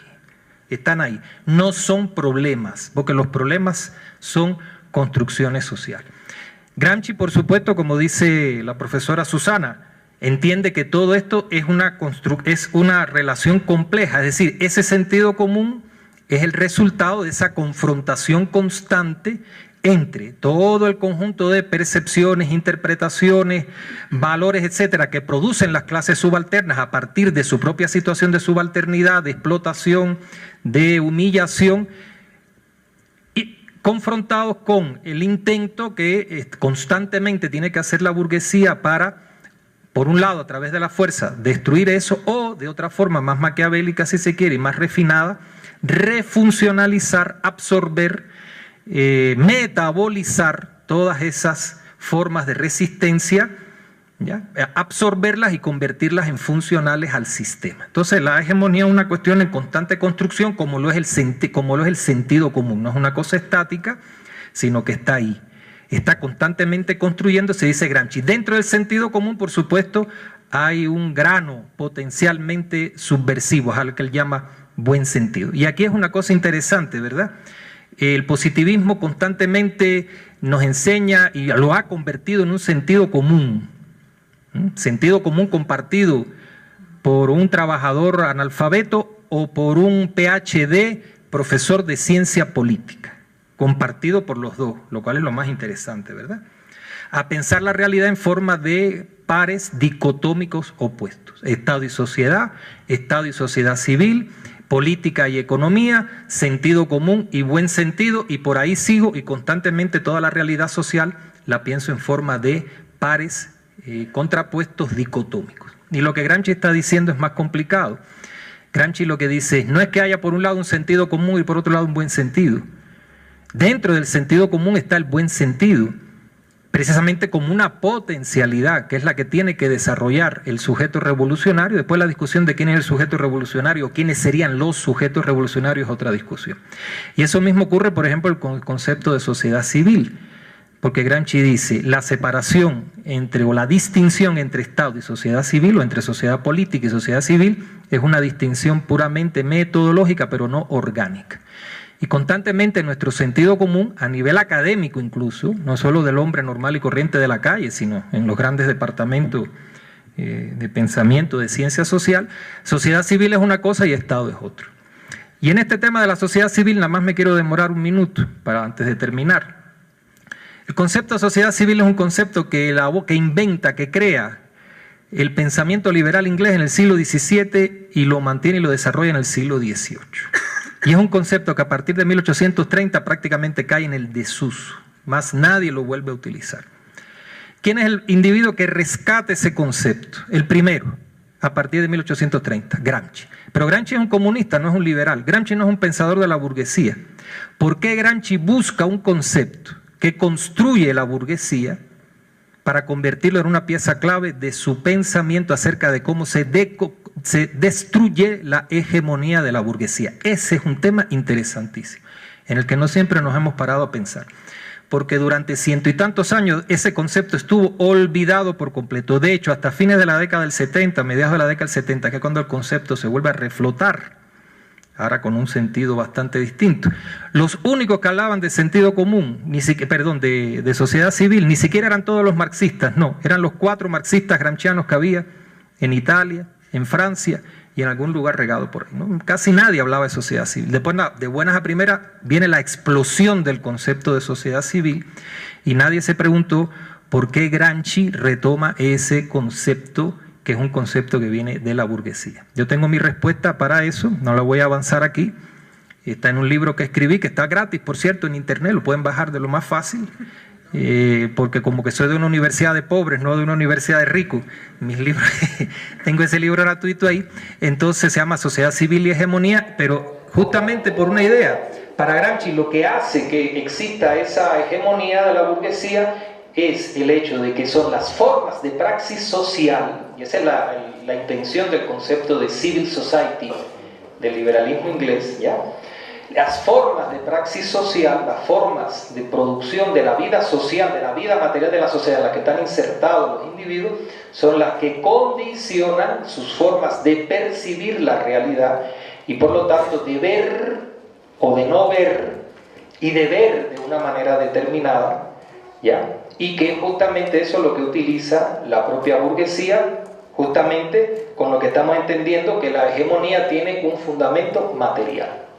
Un fundamento económico, volvemos al tema, es más complicado que eso. Si vamos a entender por economía solo la producción mercantil, que es lo que tradicionalmente se utiliza.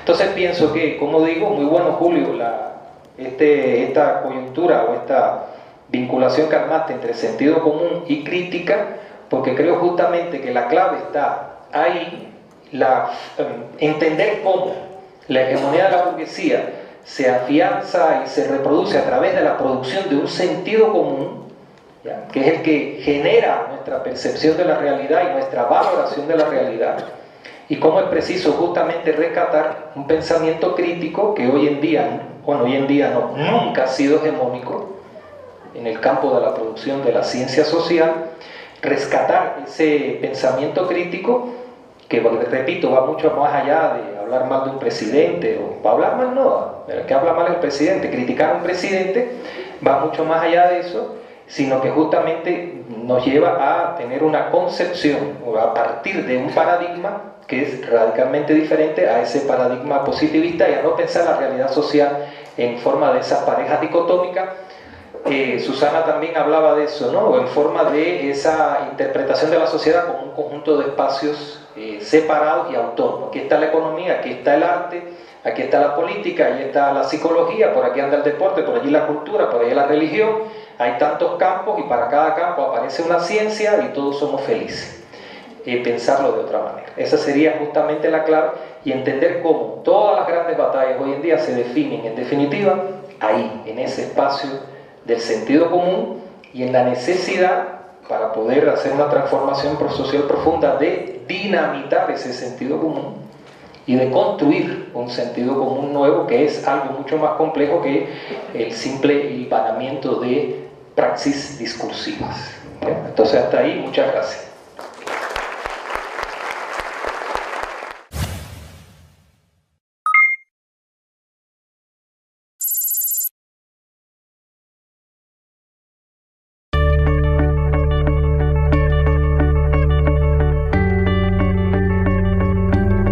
Esta noche vamos a presentar a uno de los más importantes pensadores de la segunda mitad del siglo XX, Antonio Gramsci, quien fuera un filósofo, teórico marxista, político y periodista italiano.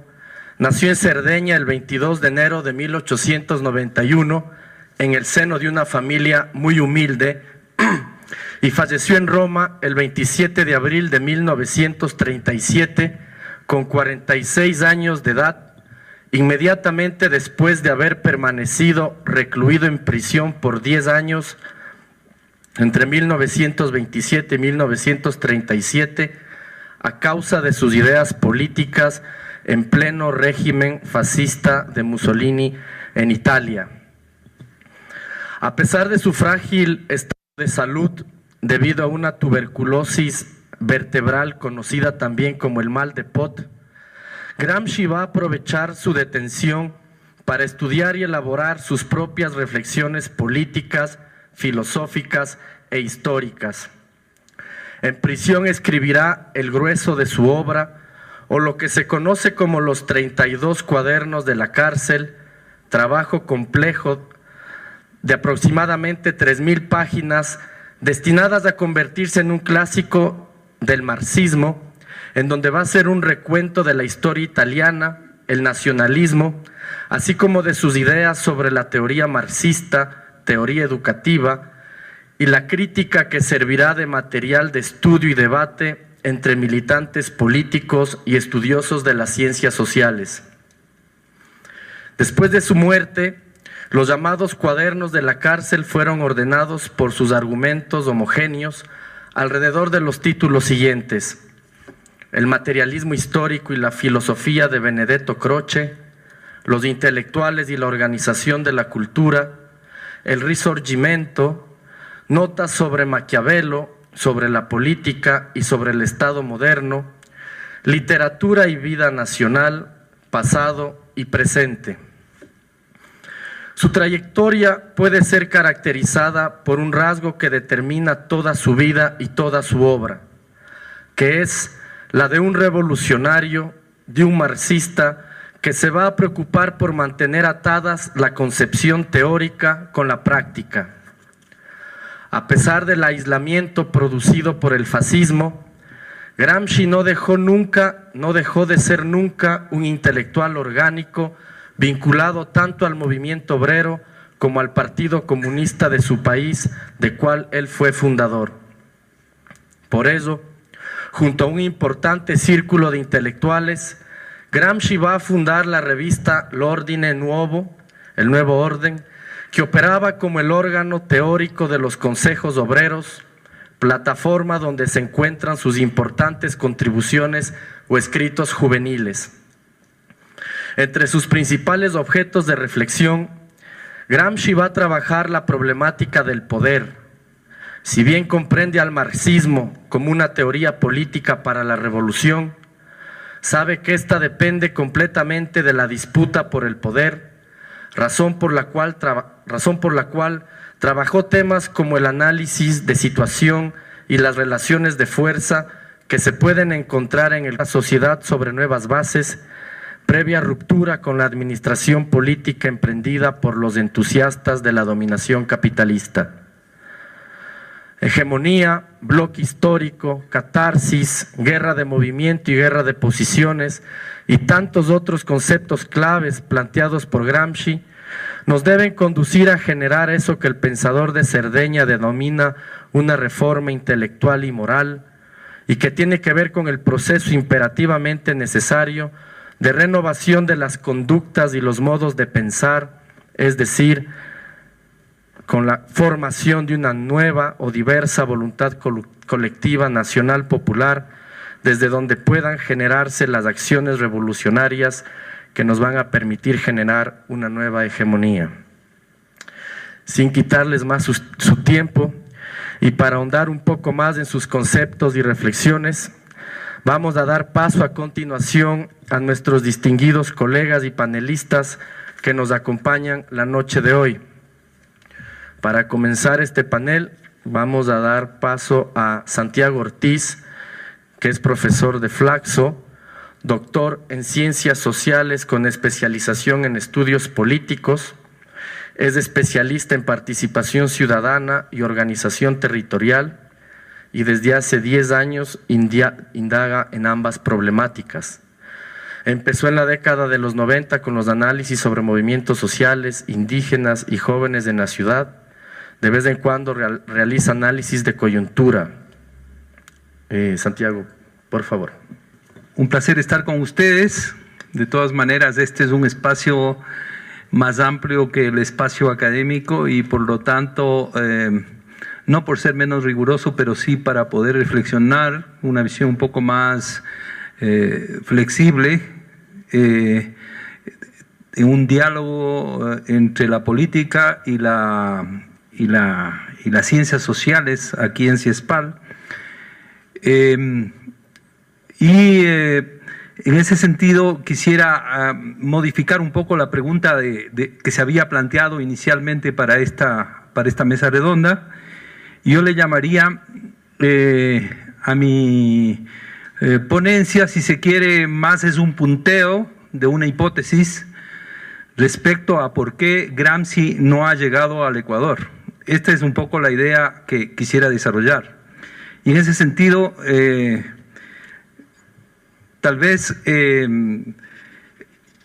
más que una reflexión sobre las ideas de Gramsci, que creo que lo ha planteado ya Julio y probablemente lo harán con más autoridad Susana y Jorge, quisiera detenerme en el tema más de Ecuador, en este punteo sobre cuál ha sido la historia del pensamiento intelectual en los últimos 40 años en el Ecuador y por qué Gramsci no llegó, ni penetró, ni influyó de manera decisiva en el pensamiento intelectual de la izquierda en Ecuador.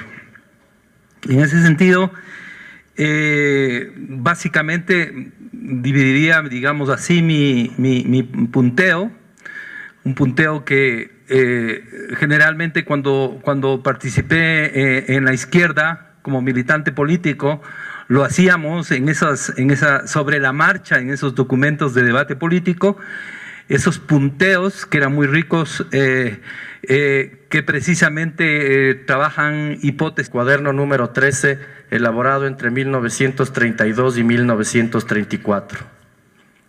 El poder para Gramsci no va a ser percibido como una cosa, como una entelequia, sino como un conjunto de determinadas relaciones de fuerza que se generan entre las distintas clases sociales.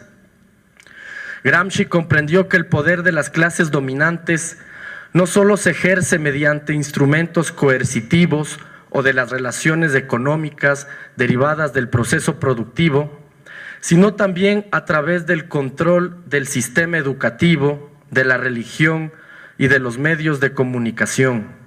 Es por ello que el campo de la cultura pasa a ser primordial a la hora de la disputa política. Seguidor de Lenin, Gramsci insistirá siempre en la importancia de mantener una perspectiva radical sobre la batalla cultural. Sus trabajos en este ámbito lo llevaron a postular su teoría de hegemonía cultural, en la cual describe cómo los sectores económicamente dominantes se van a servir de las instituciones culturales para mantener y reproducir su poder. Así, por ejemplo, en nuestros días podemos apreciar claramente la fuerza que ocupa la televisión como una de las principales protagonistas de la construcción cultural de nuestra sociedad. Desde sus programas y noticieros se moldea nuestra sensibilidad estética, nuestras opiniones políticas, se condiciona nuestro tiempo libre, así como el entretenimiento que consumimos. Es una plataforma que termina transmitiéndonos el significado de las palabras o donde se recalca las connotaciones positivas o negativas de ciertos significados como antisistema, a la que suelen dotar de una connotación delictiva, o la palabra mercado, a la que señalan no tiene nada que ver con golpes de Estado. La cultura y las concepciones del mundo en estos casos se van configurando a partir de la defensa y protección de un status quo que prioriza los intereses económicos por sobre los otros tipos de intereses. De igual forma, este pensador de Cerdeña nos va a invitar a salir de la inmediatez corporativa, o en otras palabras, de las meras reivindicaciones particulares, fundamentalmente económicas. Concentrarnos únicamente en esta dimensión, nos dirá Gramsci, puede condenar al fracaso todo intento revolucionario o de transformación de la sociedad. Este paso de la mirada puramente económica o egoísta pasional al momento político es lo que Gramsci denomina catarsis, esto es, la transformación de las reivindicaciones particulares en una visión más abarcadora de la sociedad en su conjunto. Las estructuras de fuerza exteriores al ser humano lo van a subyugar, lo van a tornar en un ser pasivo.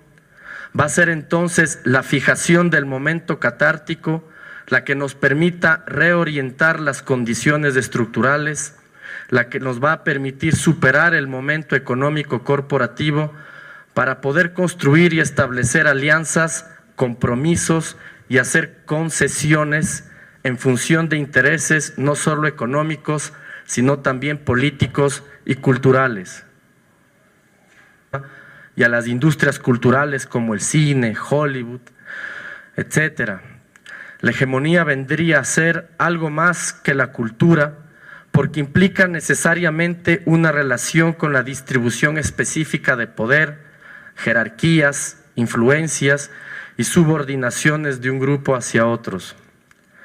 La hegemonía nunca se va a dar de forma pasiva, está sujeta y condicionada por luchas, confrontación, tensiones. Por ello, quien la ejerce debe todo el tiempo renovarla, recrearla, modificarla y defenderla, muchas veces incorporando ciertos reclamos de los adversarios con el fin de neutralizar sus acciones o amenazas. Gramsci parte entonces de la constatación de unas relaciones económicas objetivas para transitar inmediatamente a las dimensiones política y cultural, que es desde donde se hace posible construir una nueva hegemonía. El concepto de bloque histórico, nos dirá Gramsci, nos permite comprender de una manera no mecánica cómo se puede dar la relación entre economía y política, entre clase obrera e intelectuales, entre sociedad y dirigentes, y por ello recalca que cuando la hegemonía de un grupo social se extiende en el largo plazo, más allá de los vaivenes de las coyunturas inmediatas, el vínculo entre los sectores sociales, dirigentes y dirigidos se transforma en un bloque histórico. Otro de los reparos gramscianos importantes es el que asigna la necesidad de un mayor estrechamiento de las relaciones con las bases, con el pueblo, con lo popular. Crear una nueva cultura, dirá Gramsci, no significa únicamente hacer descubrimientos o planteamientos originales, significa también difundir críticamente las verdades ya descubiertas, socializarlas, hacer que se conviertan en base de acciones vitales.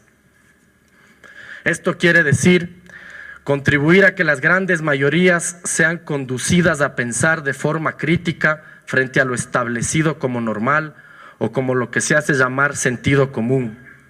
Esto para Gramsci es un hecho mucho más trascendental que el gran hallazgo de un genio que permanece como patrimonio en pocas manos. La tarea educadora se torna así tan importante como cualquier elaboración original. Debemos, junto a las clases subalternas, ser capaces de construir un nosotros, una identidad que nos permita al mismo tiempo definirnos en contraposición a nuestros adversarios. El propósito de los adversarios o de las clases dominantes, como sostiene Gramsci, es lograr a través de todos los medios posibles que las tensiones y reivindicaciones de las clases subalternas no lleguen a manifestarse en el campo estatal, que la discusión y la lucha a su interior se reduzca a cuestiones cotidianas de administración, funcionales siempre a los intereses de las clases económicamente dominantes. De esta forma, pueden reservarse para ellos el carácter exclusivo de los aspectos estratégicos, es decir, de aquello que atañe la estructura social en su conjunto. Por ello, las clases subalternas no deben dejar de plantearse objetivos revolucionarios tendientes a refundar la catarsis. Es un concepto que está vinculado a la construcción de la subjetividad o con el paso de una situación de subordinación a un escenario de actividad transformadora por parte de las clases subalternas. De esta forma, la clase que es capaz de sobrepasar el plano de las tensiones e intereses económico-corporativos comienza a disputar el poder, a romper su subordinación, recuperando de esta manera una iniciativa o una alternativa histórica. Sin la superación del momento económico corporativo, nos dirá Gramsci, no hay posibilidad de alcanzar la hegemonía, es decir, de propiciar la dirección de un grupo fundamental sobre otros grupos secundarios. Por lo tanto, no hay la posibilidad de llevar adelante un proyecto de revolución exitoso. Las luchas se pierden, nos dirá Gramsci, cuando no somos capaces de construir una fuerza social o bloque histórico que supere el límite de esta lucha corporativa. Esto quiere decir cuando no somos capaces de construir una hegemonía. Y este autor va a extraer esta enseñanza a partir de la derrota de los consejos obreros. Por ello, su reflexión, su ejercicio, no se alberga en la metafísica, sino que se nutre constantemente de la praxis política. Hegemonía va a ser entonces otro de los nudos centrales de su pensamiento y tiene que ver con la construcción del poder cultural del cual va a gozar un grupo dominante para dirigir a la sociedad en una dirección que no solo sirve a sus intereses, sino que además es asumida por el resto de grupos como parte de sus reivindicaciones y demandas. A través de la hegemonía, el grupo social dominante va a posicionar y generalizar su propia cultura y valores sobre las posturas de otros grupos de la sociedad, ejerciendo de esta forma un poder sobre los otros. Hegemonía va a ser entonces la disputa por los significados y el sentido común de una época. Este concepto puede explicar también el éxito de la cultura capitalista, que muy hábilmente y con ayuda de los grandes capitales ha logrado imponernos su consenso desde donde nos fulmina diariamente a través de su versión de globalización mercantilizada, su sociedad de consumo y la guerra ideológica que nos ofrecen sus industrias culturales. Como vemos entonces, uno de los principales terrenos a disputar cuando se trata de buscar la hegemonía va a ser el de la cultura. Estudiar la dominación cultural del sistema capitalista puede permitirnos preparar mejor la resistencia para generar desde ahí la contrahegemonía que nos conduzca a alterar esta realidad existente. La hegemonía constituye así un proceso social, colectivo, que impregna la subjetividad social a través de una dominación cultural que requiere incorporar siempre elementos de la cultura de los sectores dominados para poder resignificarlos y subordinarlos dentro de las jerarquías de poder existente. En tiempos de Gramsci, los principales aparatos ideológicos de dominación eran la escuela y la iglesia. Ahora estamos obligados a incluir también a los medios de comunicación masiva,